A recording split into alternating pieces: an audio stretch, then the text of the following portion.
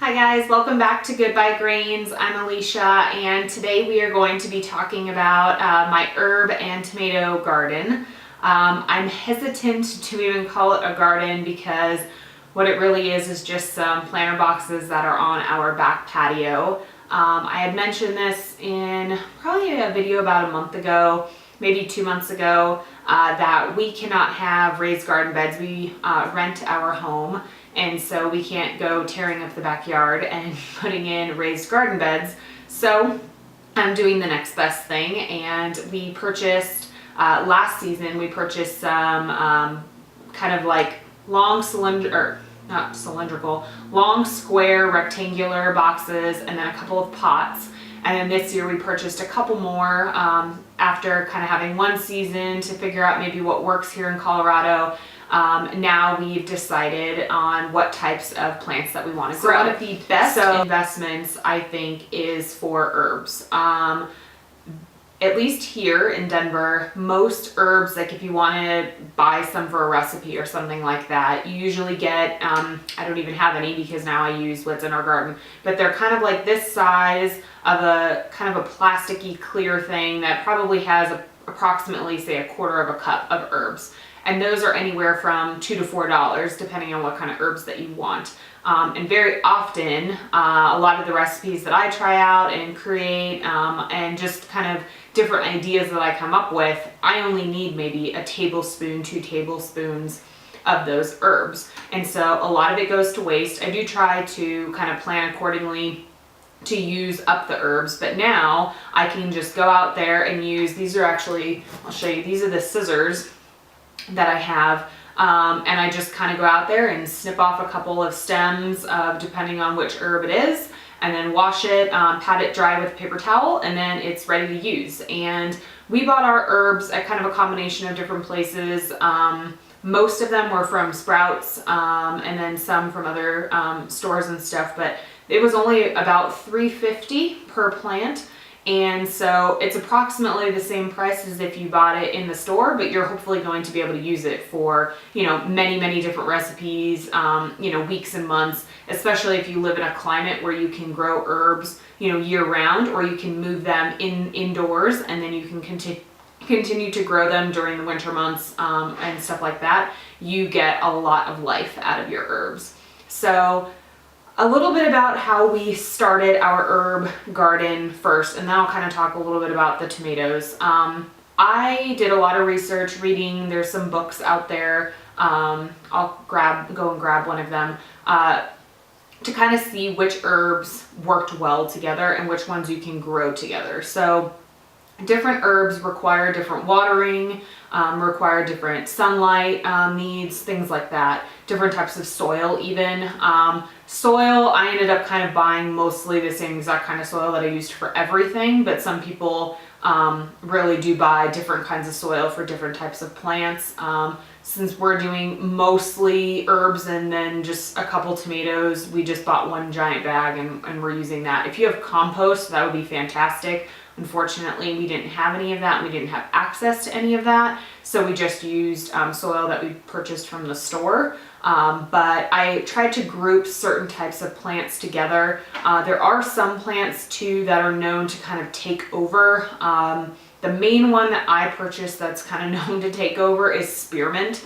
So that was the first one that I made sure had its own, you know, potted plant holder and wasn't going to be in the large rectangular box where I'd be planting a few different kinds of herbs, because I didn't want it to take over everything and then all I have in there is spearmint. So a little bit about our tomato plants. I grew tomatoes last year and they didn't work very well. I tried to put too many tomato plants in one pot, and I probably got a total of maybe a dozen tomatoes, which anybody that's grown tomatoes knows you usually get a lot more than that throughout the full season. So this year I just picked 3 different tomato plants. We're doing a golden tomato, kind of like an heirloom tomato. It's going to be a really bright yellowish orange color. I picked Roma tomatoes, and that's because we always use Roma tomatoes pretty much all summer long.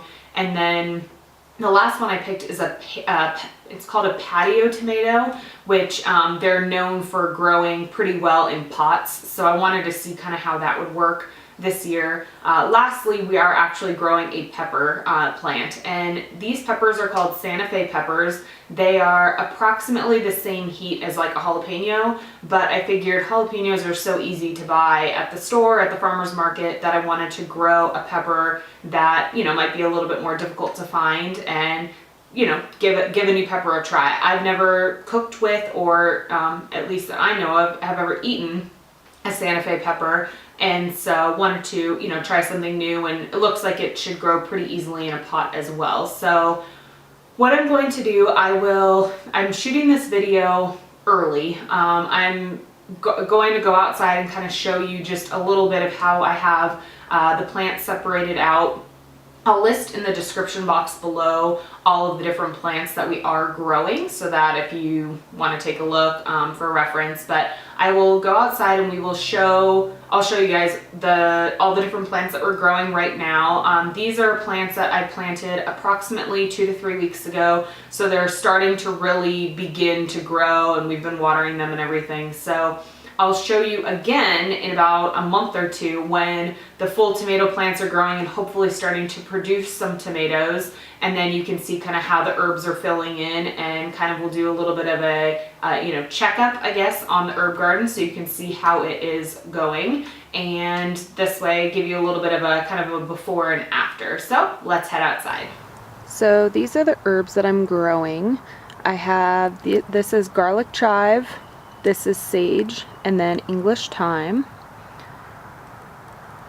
And then I have a spearmint, a basil plant, and then this is called a Santa Fe pepper, and it's about the same heat that you would get from like a jalapeno, but I wanted to grow something that wasn't easily found in the stores. So we have a Roma tomato plant here, a patio tomato plant, and then a golden jubilee, which I don't know that you can see that. There you go, when I'm in the shade a little bit. And then I have my rosemary plant back here. And so this is a better angle that you can see. I kind of just have them lining the patio steps. Now this side over here gets a little bit more sun than this side, and so that's why I have my tomato plants and stuff like that over here. And then this side is slightly more shaded, but it still gets at least 6 to 8 hours of sun every day. Okay, and so this is about 6 to 8 weeks later, and you can see my chive, sage, and thyme. The sage and the thyme did really, really well. They grew probably at least double. The chives I just used some of last night, and so that's why they're trimmed. But out of all the herbs, I think the sage and the thyme definitely did the best. You can see my mint. I used some mint lately. The mint didn't do that great. It still did pretty well, but probably not as well as I thought. And then my basil plant, I think in the future I'll probably keep the basil plant inside just because of the Colorado heat.